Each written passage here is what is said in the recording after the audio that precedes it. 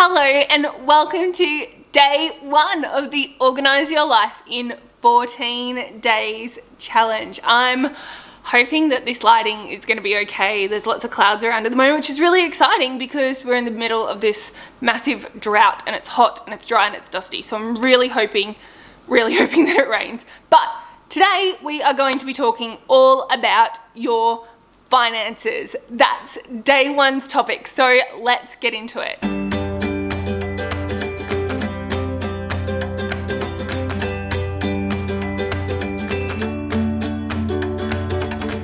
So the reason why we tackle our finances on day 1 of this Organise Your Life challenge is because it's kind of the one that people try and avoid the most. It's the one that people dread the most. It's the one that they are the most hesitant to get into. So that's why we tackle it on day 1. If you've ever heard the term eat the frog, it means that you should do the thing that is the most difficult or the thing that you're not looking forward to the most first, and then you get it out of the way. So let's tackle your finances. Now, personally, I love money. I love money. I love talking about money. I love the numbers. I love diving into the spreadsheets. I love it all. So for me, this is exciting, but I can totally understand for some people it's really overwhelming and it makes them feel quite uneasy. So let me just preface this by saying, I promise this is not hard. It is absolutely not hard. There's a lot of things in life that are hard, but tackling your finances and getting in control of your finances is not one of them. And day 1 is really simple and straightforward. It's just simply gathering data. So what are we going to do today to help you tackle your finances and get in control of your finances? And most importantly, actually understand your finances. All right, so the one thing that you have to do today is do a finance audit. So for a finance audit, there are 4 things that we look at. We look at all of your income, all of your expenses, all of your assets, and all of your debts. So what you need to do is you need to go and find out what they all are. So grab a notebook, grab some pens. If you're part of the email challenge that is available for this, you'll have gotten a sheet that you can download and print out, and it will have all of these categories there for you. But all you need to do is you need to go and track all of your income. So go and find all of your income sources. So not just your job, but do you sell things on Facebook or on any of your buy, swap and sell sites or something like that? Do you sell things on the side? Do you have a side hustle? Do you have money that comes in from investments? Do you have money that comes in from interest earned in your bank accounts? Go and find all of your income and write it all down. Now, you can do this over a yearly basis, which is what I tend to do, so you can work it out over a year, but it's a lot easier if you just go through and just gather every single little bit and then look at it as a whole for what your income is. Then you need to go and work out your expenses. Now, this one is a little bit more time consuming generally because we have a lot more expenses than what we think, and they all seem to add up. Those subscriptions to Netflix and Amazon and all the little bits and pieces here and there really do add up over time, and we don't even realize how quickly they do so. So what you need to do is you need to actually go through and work out all of your expenses. So the easiest way to do this, I find, is to go and grab your bank statement. It is where most of your expenses will come out of. So go and grab your bank statements for the last 12 months. Yes, 12 months, and there is a reason for it. I promise this exercise will actually help you with tomorrow's task, but go through and work out your actual expenses. If you're working out your income over a year, you need to also work out your expenses over a year. And the reason for this is because there are some expenses that only happen annually, and you need to account for those. You need to take into consideration those expenses when you're working out what your financial situation is and doing your financial audit. Okay, then you get to go and have a look at all of your assets. So these are the things that if you absolutely had to sell off and get money for, what would they be? And how much would you get for them? Now, some people have different opinions about what you should include in your assets. Like some people don't necessarily include their household items or belongings or things like that, but I do. I honestly think that they are something that you should consider to be an asset, but you need to be mindful when you are counting those as part of your assets. You need to consider what you would get for them if you had to sell them today. Not if you had to replace them, not their purchase price. But if you were absolutely skint and you had to sell every single thing that you owned, how much money would you get for each item? So while you have insurance for your house, and you might have insurance for your personal belongings in your house that covers anywhere from like $40,000 to $100,000 or more, that is not what we're talking about here. It's not your insurable value of this, because that's how much it would cost to replace it.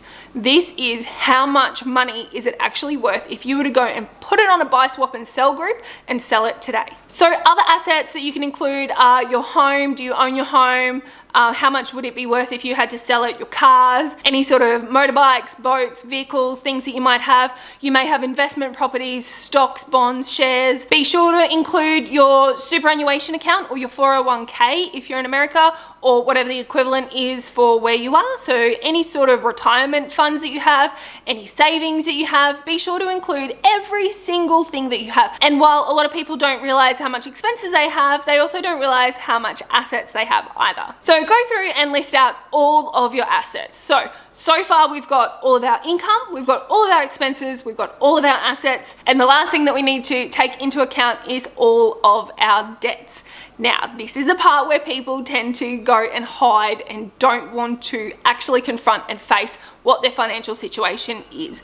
You need to go and find all of your debts and work out exactly how much is owing.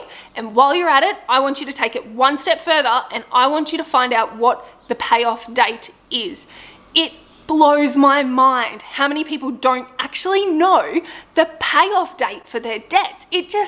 I can't believe it. Like, if you've got a loan that you got for your car or a personal loan or something like that, and you may have taken it out over 3 years, 4 years, 5 years, however long you've taken it out for, what's your actual payoff date? Now, if you're paying extra off your loan, your payout date's going to be sooner. If you're paying the bare minimum off your loan, your payout date is going to be a lot further into the future. There are some really good calculators that you can use online for things like your credit cards as well, and I'll include those in the description below. What you can do with those is you can actually type in how much money you've got owing on your credit card, what the interest rate is, and what your repayments are, or it works out your minimum repayment for you, and it will tell you exactly how long it is going to take for you to pay off that credit card if you don't put anything else on it. And whoa, like, it will blow your mind, seriously. Some of them are like 30 or 40 years if you only pay the minimum amount and you don't put anything else off of it. It is just insane. So it's really, really important that you have a really good understanding of your debts and what's owing. While you're there, also have a look at what your interest rates are and have a look at how much interest you are paying, because the whole idea of this is that you really have a good understanding of your finances, and we don't want to hide from them anymore, because hiding from them isn't being in control. It's just money, it's just debt. You can get in control of this. Okay, so the thing that I really want you to work out here is your overall wealth. We focus so much on how much debt we're in because that's the number that people look at. That's what people say, you know, I'm in so much debt, I have this much debt, I've got 100,000, 200,000, whatever amount of debt. But I want you to go and work out what your actual wealth is. So to do that, take all of your assets, everything that you have of value, the number that you calculated earlier, and subtract from that your total debt. That's going to give you your overall wealth, and that is something that you should be tracking. That's the number that you should be tracking. That's the number that you should be trying to increase, and that is what I feel is the most important number for me when it comes to working out if I am financially successful or not. It doesn't matter how much money I earn. What matters is how much wealth I have, because I could earn $100,000, $200,000 a year, but it doesn't mean anything if my expenses are $100,000 or $200,000 a year and I'm not getting anywhere, and if my debt's through the roof and I have no assets. So have a look at what your overall wealth is and track that number. Now, when it comes to your income and expenses, this is a really, really simple thing. You now know what your total income is, you now know what your total expenses are, and if your income is higher than your expenses, sweet. That means that the extra money that you have, you can pay off debt faster, you can invest, or you might be able to look at things in your life that really are important to you and go and spend a bit more money and a bit more time with those. I'm not one to say that you need to save every bit of your money. Hold on, posty. Sorry, I just had to go and get the mail because our mail delivery guy is absolutely petrified of our dog, and so he won't even come near the fence. All right, so what was I saying? Okay, so I'm not someone who thinks that you should be saving all of your money and every little cent that you have extra over your expenses should be saved or should be put away or should be invested.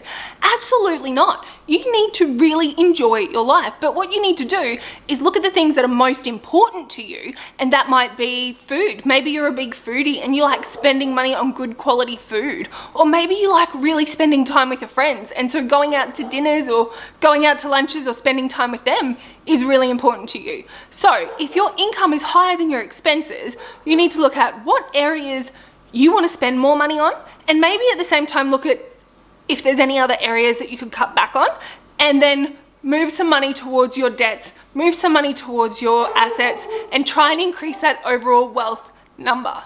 Sorry if you can hear the dogs, they're really going off. They don't like the delivery guy at all. Okay, now on the other hand, if your expenses are higher than your income, then you have two choices. You either need to cut down your expenses or you need to earn more money. That's it. It's seriously that simple. And this isn't something that is supposed to cause any offense or anything like that, but it is absolutely that simple. If your expenses are higher than your income, then the only way that you're going to fix it is if you cut back on your expenses or earn more money. You cannot sustain a life where your expenses are higher than your income. It's just not sustainable, and it's not a great way to live with your money either, because you're never going to get anywhere and you're not going to actually increase that wealth, which is the one thing that we've said over and over again that you need to be focusing on. The thing that I really want you to get from today is to not hide from your money. There's no option to just put your head in the sand and act like it doesn't exist. It's just not okay. You need to take control, and getting in control of your finances, honestly, it makes you feel so much better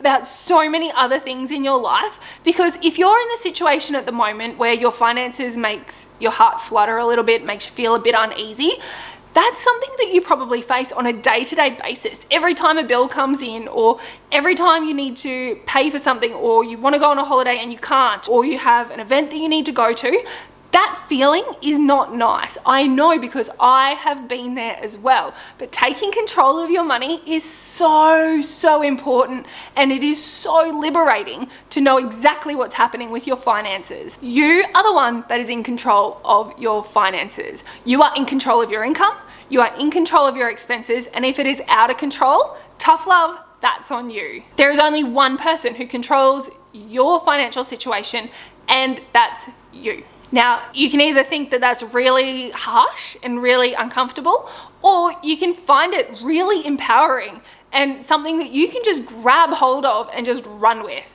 So that's today's task. I know we're kicking off with something that's probably a little uncomfortable and a little confronting, but guys, let me tell you that when you are in control of your finances, everything else is just so much easier and so much more enjoyable. You don't have to worry about whether or not you're going to be able to pay your bills when you're out having lunch with your friends. You know, you can go out to lunch with your friends.